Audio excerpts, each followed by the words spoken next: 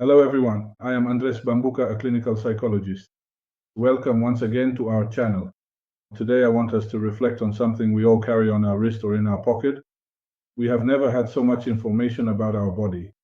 We can know our pulse, oxygen, glucose, sleep, and even our stress level. However, a paradox arises. The more data we have, the less secure some people feel about their own health.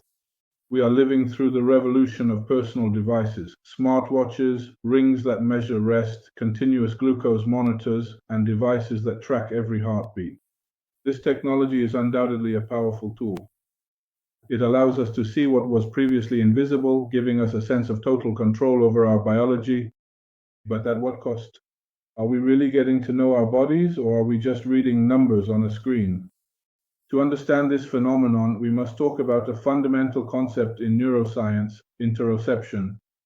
This is our brain's ability to perceive and interpret the signals coming from within us.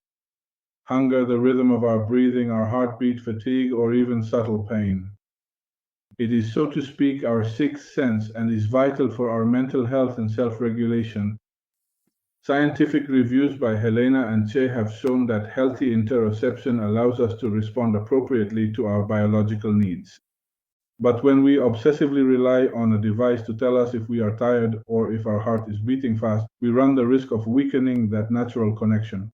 We start to ignore what we feel in order to blindly believe what the watch says. Here lies a crucial distinction. The data is not the person's state. An isolated reading of glucose, blood pressure, or pulse does not constitute a diagnosis on its own.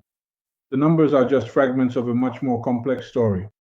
As a clinical psychologist, I remind you that what really matters is the context, the long-term trend, and your symptoms. No watch feels your discomfort. Always consult with your doctor before making decisions about your health. An increase in heart rate can be a normal response to exercise, an emotion, or even a cup of coffee. If we look at the number without understanding the context, we can panic unnecessarily. Technology should be a support for the conversation with the doctor, not an absolute judge of our health. We must learn to read the numbers with clinical and human judgment. The problem arises when measurement turns into constant surveillance. Measuring yourself repeatedly can drastically increase anxiety levels. And here is the biological trap. Anxiety itself modifies pulse, blood pressure, and even glucose. We enter a feedback loop where the fear of the data alters the data itself, making us feel sick when perhaps we are just stressed by the monitoring. This phenomenon can lead to what some call digital hypochondria. We spend the day obsessed with reaching step goals or oxygen levels, losing the ability to enjoy the moment or to listen to the real messages from our body. The device that should give us freedom ends up becoming a chain that creates constant insecurity about our physical integrity. However, it is not about rejecting technology. A 2026 review in Frontiers in Digital Health points to the growth of the digital phenotype. This concept seeks to use data to study stress and self-regulation in real life, but always from an integrative approach. The key is balance.